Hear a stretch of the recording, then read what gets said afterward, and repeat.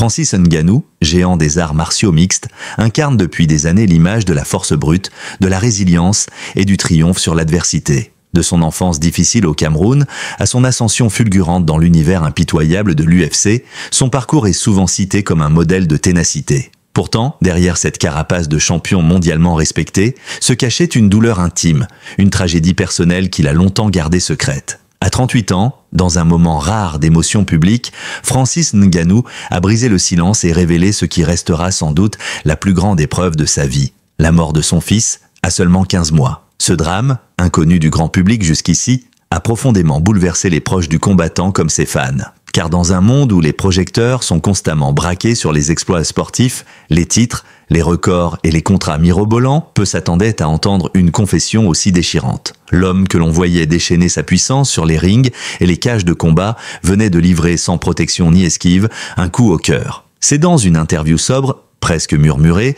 que Francis a abordé ce sujet pour la première fois. À l'image de ses apparitions publiques et récentes, marquées par une sobriété croissante, il a choisi de parler sans phare, sans détour. « Je n'en pouvais plus de me taire », a-t-il déclaré d'une voix grave. « Cette douleur me rongeait de l'intérieur. Je me devais de l'exprimer pour lui, pour mon fils. » À aucun moment, Francis Ngannou n'a cherché à tirer parti de cette tragédie pour susciter la compassion ou attirer les caméras. Sa démarche, bien au contraire, relève de la pudeur et de l'humanité. Car jusqu'à présent, rien ne laissait présager un tel drame dans sa vie personnelle. Aucun message sur les réseaux sociaux, aucune mention dans ses interviews, aucun signe visible de cette blessure invisible. Ce silence, il l'a tenu pendant de longs mois, seul face à l'insupportable. La révélation a provoqué une onde de choc dans le monde du sport. Les messages de soutien ont afflué du monde entier, venant aussi bien de ses fans que de ses rivaux historiques dans l'octogone.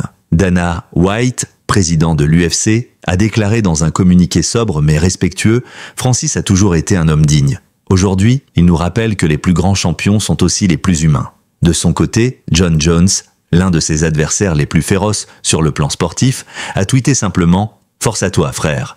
Mais au-delà des hommages, c'est l'histoire même de Francis qui résonne autrement aujourd'hui. Car cette perte tragique vient s'inscrire dans une trajectoire déjà marquée par de nombreuses épreuves. Né à Batié, au Cameroun, Francis Ngannou a grandi dans une extrême pauvreté. Il a travaillé dans une carrière de sable dès l'âge de 10 ans, connu la faim, la rue et a même été sans abri à Paris avant de devenir champion. Toute sa vie, il s'est battu pour échapper au destin que lui promettaient ses origines. Mais rien ne l'avait préparé à perdre un enfant. Dans les confidences qu'il a livrées, Francis Ngannou est revenu sur les jours qui ont précédé la mort de son fils. Il décrit des heures d'angoisse, d'incompréhension et de lutte acharnée contre la fatalité. On se sent impuissant, inutile. Moi qui ai toujours eu le contrôle dans la cage, je n'étais rien face à ce qu'il vivait, raconte-t-il. Ces mots, lourds de souffrance, dévoilent une autre facette du combattant, celle d'un père aimant, brisé par l'injustice du destin. Francis ne s'étale pas sur les causes exactes du décès, préférant préserver une part d'intimité. Mais il confie que le choc fut si violent qu'il a envisagé d'arrêter sa carrière. À quoi bon frapper plus fort, courir plus vite, si mon fils n'est plus là pour être fier de moi, s'interroge-t-il. Cette phrase à elle seule en dit long sur la profondeur du traumatisme vécu. Et pourtant, malgré la douleur, Francis Ngannou est toujours debout. Plus fragile peut-être, plus humain assurément. Il porte désormais une cicatrice invisible mais indélébile. Une blessure que ni le temps ni les victoires ne pourront refermer complètement. Mais aussi un message puissant. Même les plus forts ont besoin de parler, de se libérer du poids du silence. Francis Ngannou n'a jamais été un homme qui étale sa vie privée. Depuis le début de sa carrière, il a préféré que l'attention se porte sur ses performances sportives et ses engagements humanitaires plutôt que sur ses sentiments, ses amours ou sa famille. Peu de gens savaient qu'il était père. Encore moins savaient qu'il vivait en silence une paternité à la fois bouleversante et secrète, comme si cet amour-là, à la différence des titres remportés, ne pouvait se dire qu'à voix basse, dans l'intimité d'un regard, d'un geste, d'un souffle partagé entre un père et son fils.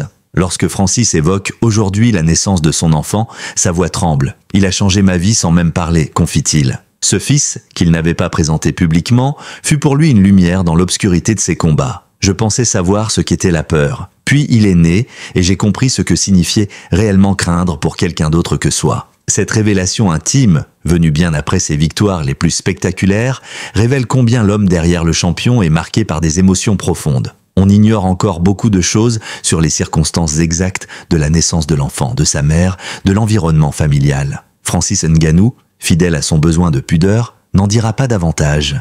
Mais il affirme que ce choix de discrétion était mûrement réfléchi. Je voulais le protéger. Le monde est cruel. Et quand on a grandi dans la misère, on sait que certaines choses doivent rester cachées pour survivre. Il ne s'agissait donc pas d'une indifférence paternelle, mais bien d'une forme d'amour intense, tellement grand qu'il préférait le garder à l'abri. Ce fils, qu'il appelait tendrement « mon petit lion », a vécu une existence brève mais pleine de tendresse. Francis raconte les balades du soir, les moments volés entre deux entraînements, les éclats de rire dans la cuisine, les chansons qu'il lui chantait à mi-voix en souvenir des berceuses de sa propre mère. Quand il me souriait, je redevenais ce gamin de bâtier, pieds nus mais heureux. Il me ramenait à ce que je suis vraiment. Les premiers mois, Francis avait pourtant hésité à assumer ce nouveau rôle. Non pas qu'il en doutait, mais parce que sa vie était rythmée par les obligations, les stages intensifs, les voyages internationaux. Il avait peur d'être un père à distance, un de ceux qui compensent l'absence par des cadeaux. Et pourtant, il s'est rapidement rendu compte que ce fils-là n'avait besoin que de lui, de sa voix, de ses bras, de sa chaleur. Un simple câlin et je redevenais invincible. Dans sa maison, le petit garçon avait sa chambre décorée de lions en peluche, d'objets rapportés du Cameroun, de couleurs vives rappelant l'Afrique de son père. Francis avait prévu de l'y faire voyager un jour, de lui montrer ses racines, de lui transmettre cette force de la terre, du village, de la famille. Il devait voir là d'où je viens. C'était important pour moi qu'il sache que son père n'a pas toujours été un héros. J'ai été un enfant comme lui, fragile, rêveur. Mais ce rêve fut brisé trop tôt. À 15 mois, tout s'arrête. Le petit cœur cesse de battre sans prévenir. Une maladie soudaine, fulgurante, et le monde de Francis bascule. Je n'ai pas compris. Tout est allé si vite. J'ai vu la vie s'enfuir de lui, et j'étais impuissant. Moi qui frappe plus fort que tout le monde, et je ne pouvais rien faire. Depuis, la maison est silencieuse. Les jouets sont restés à leur place. Le berceau est toujours là, intact. Il n'a pas eu le courage de le démonter. C'est tout ce qu'il me reste, les traces de lui, l'odeur de sa peau sur un oreiller. Je n'ai pas su dire adieu, et peut-être que je ne le veux pas. De sa vie, il l'avait enfoui, jusqu'à ce que l'envie de parler, de rendre hommage, l'emporte, car le silence commençait à devenir une trahison. Il a existé, il a compté. Il mérite qu'on sache qu'il a été aimé, immensément aimé. En révélant au monde qu'il avait perdu un fils, Francis Ngannou a aussi révélé qu'il était père. Un père discret, mais vrai. Un homme brisé, mais digne. Et cette vérité, aussi douloureuse soit-elle, fait désormais partie de ce qu'il est. Pour toujours. Quand la mort frappe un homme ordinaire, elle bouleverse une vie. Mais quand elle fauche l'enfant d'un champion, d'un colosse admiré à travers le monde, elle remet en question toute une existence. Francis Ngannou, l'homme que l'on croyait inébranlable, a dû faire face à l'épreuve la plus inhumaine. Enterrer son fils. Et soudain, plus aucun titre, plus aucune ceinture, plus aucun combat ne faisait sens. Le silence, le vide, la douleur, voilà ce qui occupait désormais ses journées. Les jours après sa mort ont été les plus longs de ma vie, a-t-il confessé. Je regardais l'horloge et je ne comprenais pas pourquoi le monde continuait de tourner. C'est une confession rare, d'une sincérité glaçante. L'homme habitué à affronter les coups, à encaisser les pires tempêtes physiques, s'est retrouvé sans défense face à un chagrin qui le rongeait de l'intérieur. Il ne voulait plus s'entraîner, ne dormait plus, ne mangeait presque plus. Se lever devenait une épreuve, respirer, un effort. Francis s'est isolé pendant plusieurs semaines. Il a coupé son téléphone, évité les réseaux sociaux et s'est enfermé dans sa maison devenue sanctuaire de souvenirs. Je n'étais pas prêt à affronter les regards. Je ne voulais pas de pitié, ni de mots vides. Je voulais juste qu'on me laisse pleurer. Il confie avoir regardé en boucle les rares vidéos de son fils. Les premiers pas maladroits, les éclats de rire, les petits cris. Ces images devenaient à la fois sa douleur et sa consolation. Dans cet isolement volontaire, il a parfois été tenté de tout arrêter. Je me suis dit que je n'étais plus un combattant. Quel genre de guerrier suis-je si je ne peux même pas protéger mon propre enfant? Cette pensée l'a hanté, jour et nuit. Il se sentait responsable. Coupable même, malgré l'absurdité du drame. La souffrance des parents endeuillés est ainsi. Elle transforme l'amour en supplice et la mémoire en abîme.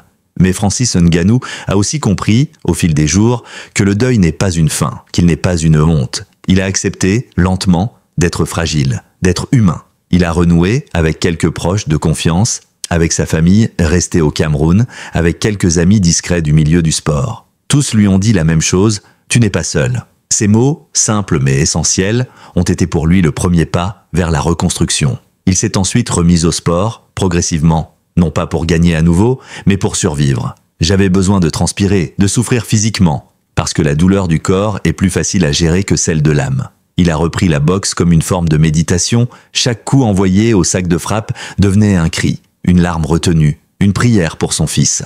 Je boxais avec lui dans la tête, il était là, à côté de moi. C'est ce qui me faisait tenir. C'est aussi durant cette période qu'il a découvert la puissance des témoignages d'autres parents endeuillés. Des anonymes lui ont écrit, sans attendre de réponse, juste pour partager leur propre peine. Et ces lettres, ces messages, ces voix invisibles ont été pour lui un soutien inattendu. Je me suis rendu compte que la douleur pouvait créer du lien, qu'elle pouvait unir ceux qui ne se connaissent pas. Peu à peu, Francis a commencé à entrevoir une forme de sens, ou du moins de direction, non pas pour oublier, mais pour honorer. Il ne voulait pas que la mort de son fils soit une fin.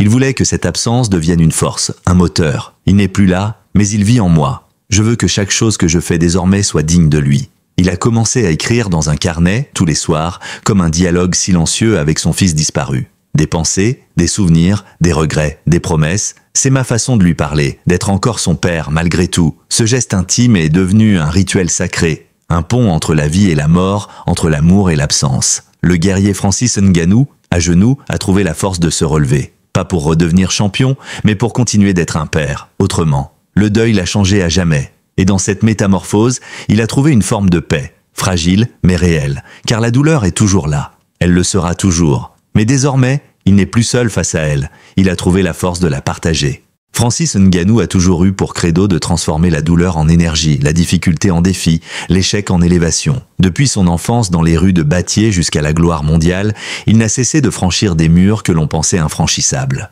Mais avec la mort de son fils, c'est un autre type de mur qui s'est dressé face à lui. Invisible, impalpable, impitoyable. Un mur que ni la force physique ni la volonté ne suffisent à briser. Il lui fallait inventer une nouvelle manière de lutter. Et cette fois, ce combat n'avait pas lieu dans une cage, mais dans son cœur, dans sa mémoire, dans ses gestes de chaque jour. Très vite, Francis a compris qu'il ne voulait pas que cette tragédie reste une souffrance stérile. Pour continuer à avancer, il fallait que cette perte ait un écho. Je ne veux pas que la mort de mon fils soit juste une statistique ou une ligne dans ma biographie, a-t-il confié. Je veux qu'il continue à vivre à travers ce que je fais. C'est ainsi qu'est née l'idée de créer une fondation à son nom. Une organisation dédiée à la santé des enfants, au soutien des familles touchées par la perte d'un nourrisson et à la sensibilisation sur les maladies infantiles encore trop peu connues. J'ai moi-même grandi dans un pays où l'accès aux soins est un privilège, et rappelle Francis. Quand un enfant tombe malade, ce n'est pas toujours la maladie qui le tue, c'est le manque de moyens, le manque de réactivité,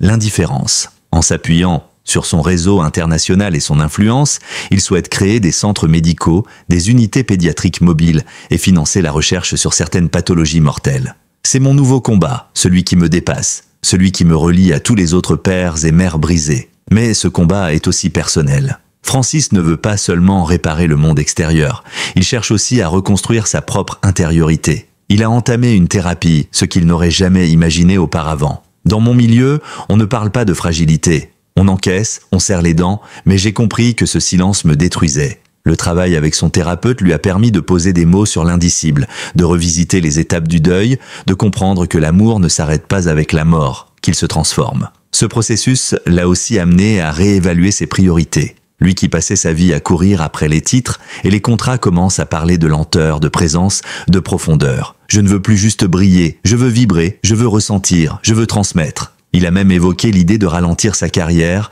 de prendre plus de temps pour lui, pour sa famille, pour ses racines. La gloire, c'est bruyant. Mais parfois, le silence a plus de puissance. Dans cette optique, Francis a également pris la parole dans plusieurs conférences privées, notamment dans des centres pour jeunes en difficulté. Il y raconte non seulement son parcours, mais aussi sa peine. Il parle de vulnérabilité, de deuil, d'amour. Et à chaque fois, le silence qui suit ses paroles est lourd, respectueux, bouleversé. Car voir un homme aussi fort oser pleurer devant un public, c'est aussi recevoir une leçon de courage véritable. Ce n'est pas en cachant ses blessures qu'on est le fort, c'est en apprenant à vivre avec. Ces interventions sont devenues pour beaucoup une source d'inspiration, y compris au sein de la communauté sportive. Plusieurs athlètes ont publiquement salué son courage et se sont à leur tour ouverts sur leur propre drame. Ce mouvement de libération de la parole qu'il n'a pas initié volontairement est peut-être l'un de ses plus beaux héritages. Francis Ngannou sait qu'il ne gagnera jamais cette bataille. Il n'y a pas de victoire dans le deuil, seulement des avancées minuscules,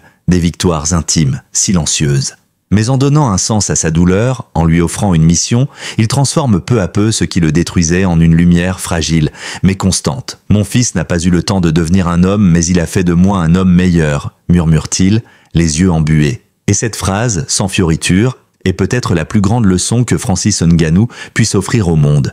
Même les géants tombent, mais certains savent se relever plus grands encore qu'avant.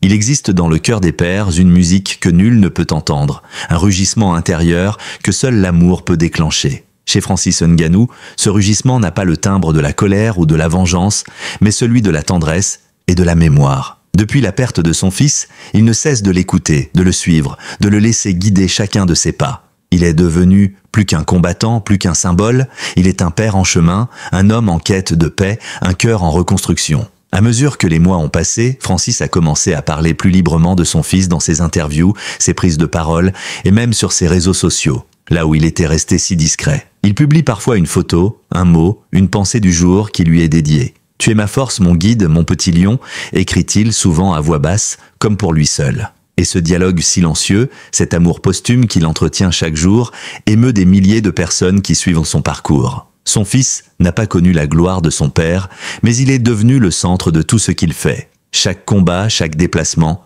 chaque projet semble désormais porté par cette présence invisible mais constante. Il est avec moi dans l'octogone. Il est derrière chaque coup, chaque souffle. Quand je me relève, c'est pour lui. Ce lien inaltérable entre le père et l'enfant est ce qui donne à Francis Ngannou cette aura nouvelle, cette gravité qui dépasse les frontières du sport. La douleur, bien sûr, est toujours là. Elle ne s'éteint pas. Elle ne se tait jamais vraiment. Elle s'apprivoise, elle se transforme et elle devient partie intégrante de l'être. Francis confie qu'il pleure encore, souvent la nuit, parfois même au réveil, sans raison apparente. Un souvenir, une odeur, une photo peuvent suffire à tout raviver. Mais désormais, il n'a plus honte de ses larmes. Il les accepte. Les larmes sont des mots que l'on n'a pas encore appris à dire, murmure-t-il.